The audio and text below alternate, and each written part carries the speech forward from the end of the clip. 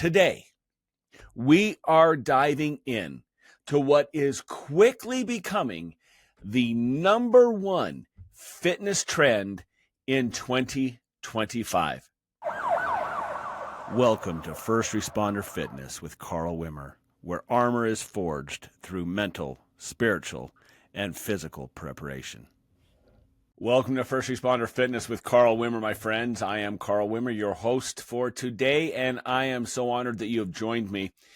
Grateful for yet another day, another chance that we have each and every week to join together on this podcast to discuss the issues that are so important to you, your health, your physical health, your mental health, your spiritual health, and looking at the long-term ramifications of the decisions that we make, and looking at how we can improve all aspects of our fitness.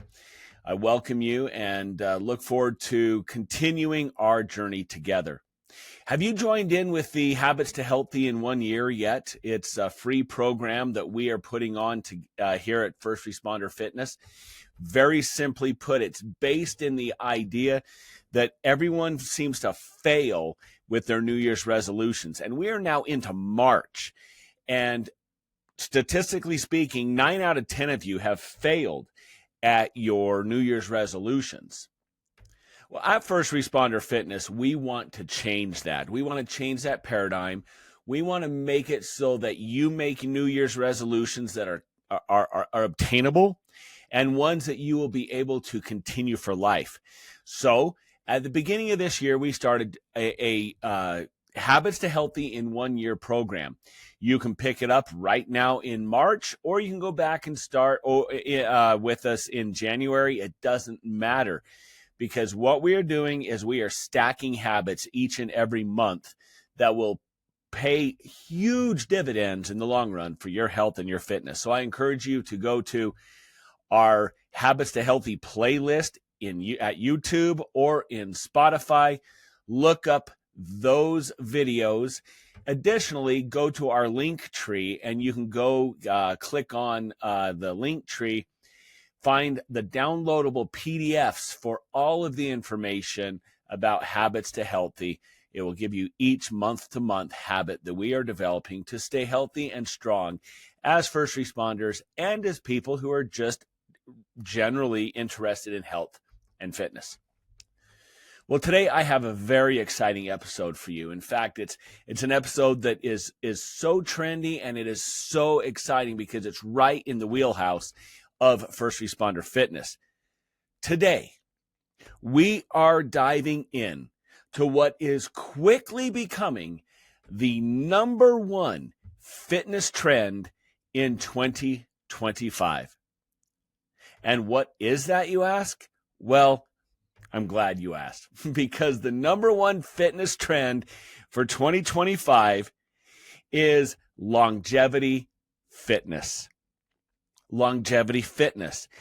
Everybody is getting on the longevity fitness bandwagon, and that is what we exist for. It's why First Responder Fitness exists. You see, I want you as a first responder, as a police officer, as a firefighter, as we have a lot of people who are neither of those things, but they're interested in health and fitness, and maybe they have loved ones who are in the first responder community. I want you to live your best life now. I want you to live healthy, strong, be fit right now, but I want you to do it for a purpose. And what is that purpose? It is so that you can live a long, healthy, prosperous life, so that when you retire from working, from law enforcement, and from whatever it is that you do, you can have 20, 30, 40, even 50 years of doing what you want to do, being healthy enough, functional enough to do what you want to do. I am so grateful that I was able to retire quite young from law enforcement. I put in my time. I served an entire career, but I started very young. And so I actually retired before I was 50 years old. And now I am enjoying the fruits of my labor. I'm healthy enough that my wife and I and our family gets to travel. In fact, we are just getting ready. By the time this video is recorded, we will either be on a trip to the Bahamas or we will just be getting home from the Bahamas. And we enjoy vacations. We enjoy doing the things that we enjoy doing, but we can't do that if we're not in shape, if we're not healthy. That is what longevity fitness training is all about. And that is why it is taking the fitness world by storm. So what is longevity fitness training? Well, I'm going to break it down for you today. It consists of many things, but I'm going to break it down into 5 pillars. The 5 pillars of longevity fitness training. These 5 pillars will not only keep you physically ready for the challenges of your job, but they will help you thrive long after your career comes to an end. And what are these 5 pillars? Let's list them each right now, and then we'll get in and break each one of them down. The 5 pillars are these: strength and power training. Number 2, cardiovascular conditioning. Number 3, mobility and flexibility. Number 4, balance and stability. And number 5, mental and cognitive fitness. All 5 of these pillars are supported by science. They're supported by randomized controlled trial studies, and they are critical when it comes to making sure that you're fit today, tomorrow, and well into the future. You see, long gone are the days of, honestly, of just being focused on one particular aspect of fitness. You know, I remember the golden era of what I'd consider bodybuilding and weightlifting. As I've mentioned on this channel too many times, I'm a multi-world champion in powerlifting. I retired after fracturing my spine around 2008, 2009, stopped competing. I had a spinal cord injury, all sorts of messes and issues. But that's part of the problem. The golden era of weightlifting, at least for people my age or around my age, it had to be the 1980s and early 90s. That's the Mike Menser era, the Dorian Yates, Lee Haney, all of these people who were just larger than life, Mr. Olympia. And everybody was training at Gold's Gym. Spa Fitness was a thing back then, and people were training at Gold's Gym, and they just were focused on building muscle. It was back then that we still thought that branched chain amino acids would turn you into the Incredible Hulk overnight, and it was a lot of fun, and it was kind of like the Wild West of bodybuilding and weightlifting. It was kind of in the shadow of that where I started powerlifting. Started my powerlifting career in 1999 and became dead focused. Won my first state title in 99, went on to win multiple national titles and a few world titles in the bench press, deadlift, and powerlifting. And but the unique thing about that was I was so focused on just one pillar of the 5 pillars that we're going to talk about. I was focused only on strength and power training. And as a result, the other 4 pillars, cardiovascular conditioning, mobility and flexibility, balance and stability, mental and cognitive fitness, these things, they were not a priority at all. I never thought they would be a priority. I never thought they were important. I remember saying many, many, many, many times to my wife and to other people who would say, hey, they would tell me, you're training too hard. You're hurting yourself. You're doing things that are going to, be bad for you in the long run. I used to always say, well, I'd rather wear out than rust out. And okay, yeah, that sounds good. But then when you're 50 years old and you're dealing with a lot of pains, aches, and injuries, you start looking back and you think, well, that wasn't the smartest way to go. And so, quite frankly, longevity training encapsulates the best of all worlds, and most importantly, keeps you healthy for the marathon of life, for the Olympics of living. And that's really what we're trying to do. I think about how I want to be when I look down the road of life. What do I want to be able to do when I'm 70 years old, when I'm 80 years old? And what will it take for me to be able to do those things? That's what I encourage you to do. What do you want to do when you're 80, when you're 85, when you're 90? What do you want to do in the last decade of your life? Do you want to sit around and do nothing? Do you want to be handicapped and in a chair and not be able to function? I want to share a very personal thing with you here. I've mentioned this before, but I want to tell you one of the reasons I'm so passionate about longevity fitness, one of the reasons I'm so passionate about health and fitness for everybody, is because of my mother. God rest her soul. My mother loved life. She loved to travel. She loved being involved in things. She was never fit. Never. She was never a person who exercised.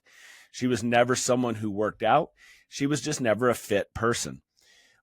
But she enjoyed traveling. She enjoyed going to Hawaii and Alaska, and they went to Germany and different places in Europe. And she just really enjoyed that kind of thing. She enjoyed cruises, and she passed it on to me because I quite enjoy them as well. Well, tragically, she aged like most people do. She was obese. She was under-muscled. And I would say the last 30 years of her life, maybe 25 years of her life, were spent largely incapacitated. She didn't have the energy to move. She it started slow. She didn't want to work out. Working out was hard. Working out was stressful. Working out just was something she was not interested in. Soon, because she refused to move her body soon refused to move her. And so for at least the last 20 years of her life, it was spent in a rocking chair watching old Western TV shows on the TV. She would wake up in the morning, walk to her chair, sit there, get up and get snacks, have bags of potato chips, whatever the case may be, watch her Western shows, and get real tired and go back to bed that night. And that was her life for 20 years. Zero muscle, obese, completely metabolically unhealthy. And she lived into her, early mid-80s. That's not living. That's not living. And that is why I'm so passionate about this longevity fitness that I wish she would have caught the vision of. And it's never too late to catch the vision. Never too late to catch the vision of living healthy and being full of life for as long as you live, until they put you in the box. Speaking of the old bodybuilding golden era, some of you that are my age that followed bodybuilding would remember the great Albert Beckles. He was well known as a bodybuilding competitor for a long, long time, 50, 60 years old, and he still looked fabulous. And I remember an interview with him. They said, hey, I actually met him. I got his autograph, got a picture of him. But they asked him, how long are you going to keep bodybuilding? He says, as long as until they put me in the box, until they put me in the pine box, he's going to keep bodybuilding. And that's what Arnold Schwarzenegger's doing. Arnold Schwarzenegger says he goes to the gym because that's his life. It's what he does. And that's how we all need to be. Continue to exercise and be someone who does fitness for life. So let's get into the first pillar. The first pillar of longevity fitness is strength and power. We know that as we age, maintaining muscle mass and bone density is absolutely critical. If you don't have muscle mass when you're old, you won't be able to get out of bed. You won't be able to get out of your chair. You'll be sitting there watching Western movies and eating potato chips. You won't be able to function if you do not have muscle mass. And although it's harder to put on muscle mass when you're older, you absolutely can. I debunked that weeks ago. If you haven't seen that, the 5 myths, the 5 fitness myths that need to die, go back and watch that video. But the fact is, you can gain muscle at any age. Resistance training benefits everybody, especially if you're older. It helps fight against sarcopenia, which is the loss of muscle mass.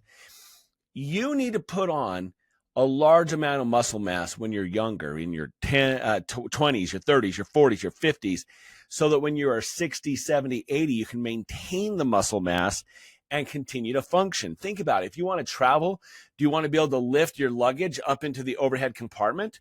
Do you want to be able to squat down and lift up your grandchild? Do you want to be able to play with them at the playground? If the answer to any of those questions is yes, then you need to plan now. You need to be packing on the muscle now so that you can do those things into the future. My wife and I love to snorkel. We like to do scuba diving type activities. We like to do those types of things. Well, I want to be able to do that well into my old age, but I'm not going to be able to unless I have, strength, power, and aerobic capacity, which we'll talk about in a bit.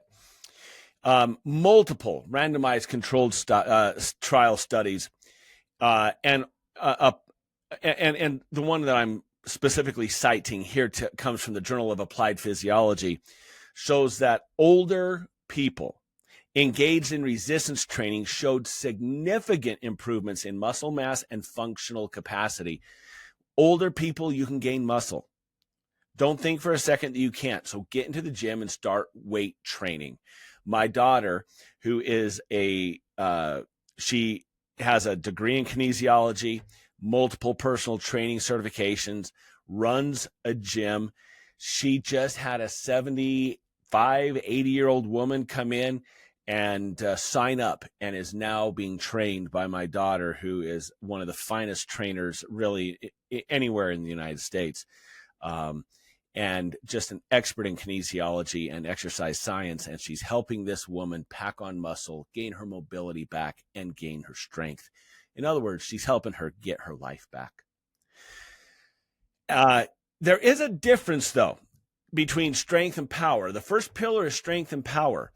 Very briefly, Dr. Peter Attia, who is a longevity expert, who I quote here often and who I highly respect, says, building strength is essential to stave off the inevitable decline that comes with aging, and it's the foundation for an active, independent life.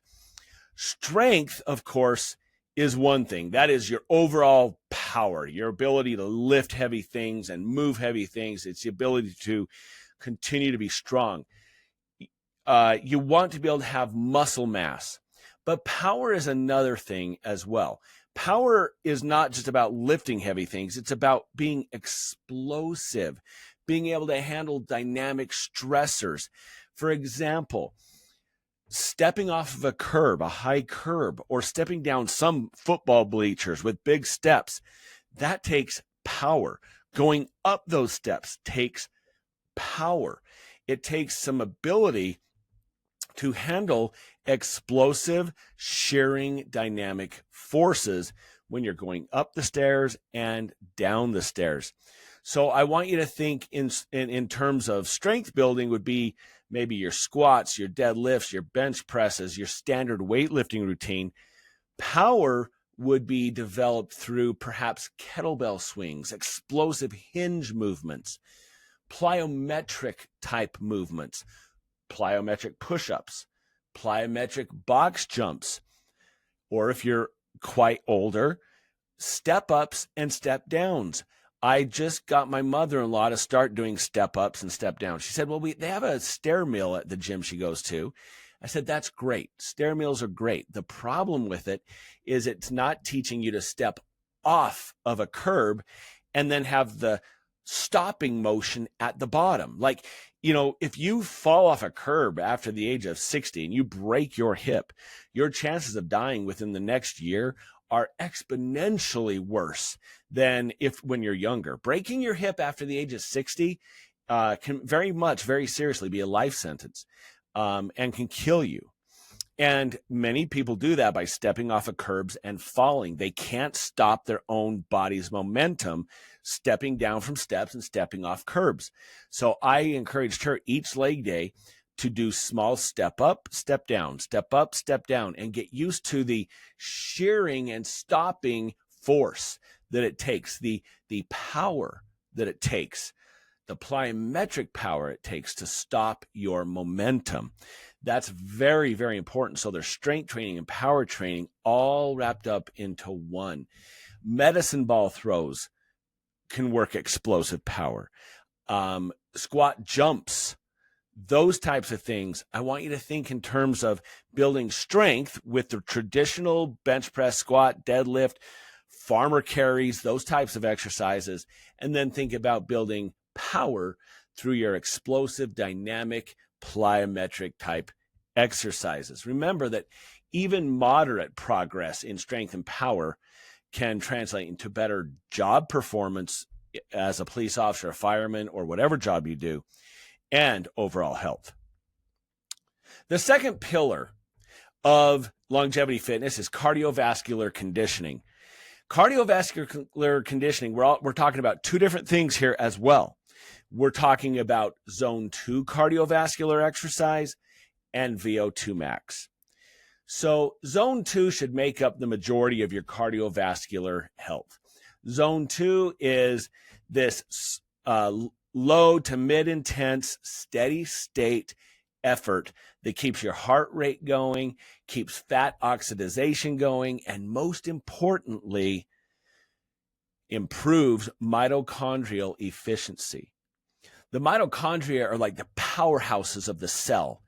And when they are inefficient, you can get heart disease, you can get neurodegenerative disease, you can have strokes, you can liver disease, diabetes. It can cause all sorts of issues if your mitochondria are not healthy.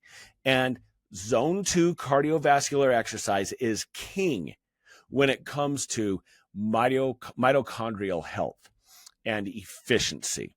So you want to do, the American Heart Association recommends 150 minutes of zone 2 cardio every single week. That's roughly 22, 23 minutes every single day. Or you can do 35 minutes this day, break it up, whatever it is, get a minimum of 150 minutes a week. This is your elliptical machine. This is your jogging. This is your rowing machine. This is whatever it is that you can stay at a steady heart rate for 20 minutes or more. This low intensity, steady state cardio. One of the best ways to know that you're in that zone 2 is the talk test. Be able to talk, have a conversation with somebody that's next to you while exercising. It's not easy. You have to take a breath, but you can carry on a little bit of a conversation. That's zone 2 cardiovascular exercise.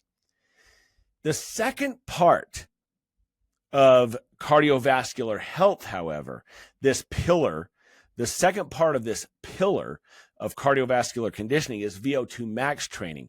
And I did an entire video on VO2 max exercise. Please go back and watch that. VO2 max exercise is, without question, one of the most important measurements when it comes to how long you will live. If you have a low VO2 max, you will die sooner. That it's almost that cut and dry, that simple. If you have a high VO2 max, your chances of living longer and living better is greater. VO2 max is the ability of your body to consume and use and efficiently process oxygen. And it is trained with fairly high intense cardio. Think the most common one in the country, in the United States right now, is the 4x4, where you do 4 minutes of hard cardiovascular exercise. Really, you're pushing it as hard as you can for 4 minutes. Not to where you're puking and dying, but really hard for 4 minutes. and then you rest for a minute, and then you repeat that 4 times. Traditionally, the way I look at it is after that first 4 minutes, I feel pretty good. Second 4 minutes, I'm still like, yeah, I'm all right. By the time I've done the third and the fourth, I am really questioning my life's decisions. That's how hard it needs to be. So though that intensity of exercise, it's rough on the body. And so I only recommend you do it once or twice a week, twice at the most. I usually do it once a week just to keep my VO2 max up. But that is so important. Cardiovascular exercise, aerobic training is critical. Dr. James O'Keefe says, aerobic conditioning is not just for elite athletes. And it's not just for elite athletes, and it's not just for those who are interested in losing fat. It is the prescription for a healthier, longer life. So that is pillar 2, cardiovascular exercise. The third pillar of longevity training is mobility and flexibility. These two go hand in hand. And unfortunately, it's a pillar that often gets overlooked, but it's absolutely critical for staying injury-free and maintaining functional movement as you age. I can't tell you how much I regret disregarding this, ignoring this, and not doing it as much as I could have in my 20s and 30s. Now that I am focusing more on it, I have a lot of pain as I am working through mobility and flexibility. Research supports how critically important this is. A study in the Journal of Strength and Conditioning Research found that incorporating regular mobility and flexibility exercises leads to significant improvements in functional movement and a reduction in injury risk, reduction in injury risk, especially in older populations. Dr. Stuart McGill stated that mobility is the foundation of a pain-free life. Boy, isn't that true. I wish I would have focused on this all my life. Mobility is the foundation of a pain-free life, Dr. Stuart McGill. I try to incorporate mobility into my training every time I work out. I don't do enough of it. I need to really become more intentional at this, doing low, I don't know what they call them where you work out, but I've heard them call Asian squats. It's not an insult. It's just, you see a lot of pictures of people in Asia who do these low squats, and they can stay in that position forever. Any wonder they have great joint and bone health, generally speaking, more than the rest of the world's population. Their mobility is fantastic. So squatting down as low as you can while trying to keep your feet flat on the floor. I try to do that. I have knee injuries, old knee injuries, and I am limited. Hip mobility exercises, dynamic stretching to start your day, yoga. I love the movements of yoga. I'm not so into the religiosity surrounding yoga. If that's you, have at it. I love it. You enjoy it. I want you to enjoy it. Go all in. For me, I love the motion and the movements of yoga. And my wife and I, we actually did yoga in the mornings, and we haven't for a while. And we need to pick that back up. This is a good reminder for me as well. Pilates helps enhance mobility and core strength. Foam rolling to relieve muscle tightness and increase blood flow. Hip mobility and opening exercises, helping your hips to open and move and function. These things are so important. Shoulder mobility. We need to do an entire session. In fact, I'm going to have my daughter, as I said, who has a degree in kinesiology, come on and talk about joint mobility. And we're going to break down exercises and, in fact, probably record her showing us some of these exercises we can do to improve our joint health. It would not only benefit you, but it would benefit me as well. By dedicating time to mobility and flexibility. You're investing in smoother, more efficient movement, which is essential for both daily tasks and the high stress moments of the job of being a first responder. Police officers ride around in their car a lot, and you're on patrol, and you're wearing the weight belt, and you got the vest on, and your lower back suffers. But what suffers more than that are your hip flexors. The hip flexors get tight because of the seated position you're in. Your knees start to get frozen up because of the position you're in. If you're on patrol, you need to be out of your vehicle every hour, moving around, walking around, and doing some air squats, doing some stretches, making sure that you stay flexible. The fourth pillar of longevity training is balance and stability. This one is so important to me on a personal level. Ever since I injured my spinal cord, my balance has been terrible. My balance I was never super coordinated per se. I was a competitive fighter, and I was good. I mean, I did fine with that. I was coordinated in the fighting and in the combat sports. I was coordinated when it came to weightlifting and powerlifting and competing in those events. But I wouldn't have been seen as coordinated on a basketball court or playing tennis, whatever the case may be. And since my spinal cord injury, my balance and stability has gotten very, very bad. And it's so important for first responders. You are out there rallying, moving, chasing people, rallying to a fire, changing in quick changes in direction, unexpected physical challenges are just a part of your job. And making balance a non-negotiable component of your fitness. You have to be balanced. You have to have stability. Randomized controlled trial published in the British Journal of Sports Medicine revealed that targeted balance training can reduce falls by up to 30% in older adults. So if you're older, you have got to start working your balance and stability. Because if you start targeting balance training, it can reduce your risk for a fall by 30%. And that's huge, especially if you want to prevent a hip from breaking or breaking a femur bone, which can also be fatal. Peter Attia, again, emphasizes that balance training is critical, yet often overlooked component of longevity. If you want longevity, you need to be able to be balanced and stable. Some suggested exercises would be to break up your typical weightlifting that you use with both legs and do single leg exercises. You could do split squats, okay, Bulgarian split squats. So you kind of got to get coordinated. You're on one foot. You have another foot propped up.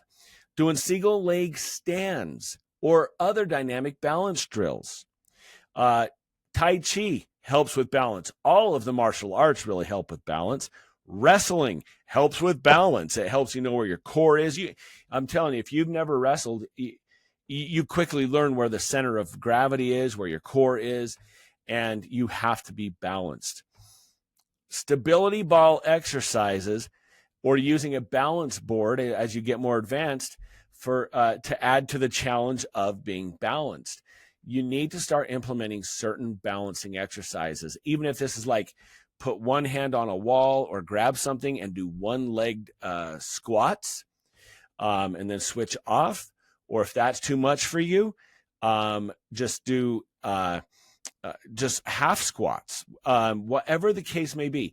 If you can stand on a balance board and stabilize yourself with your hand and then let go and just kind of, balance for a little while, whatever this looks like, you need to work balance and stability.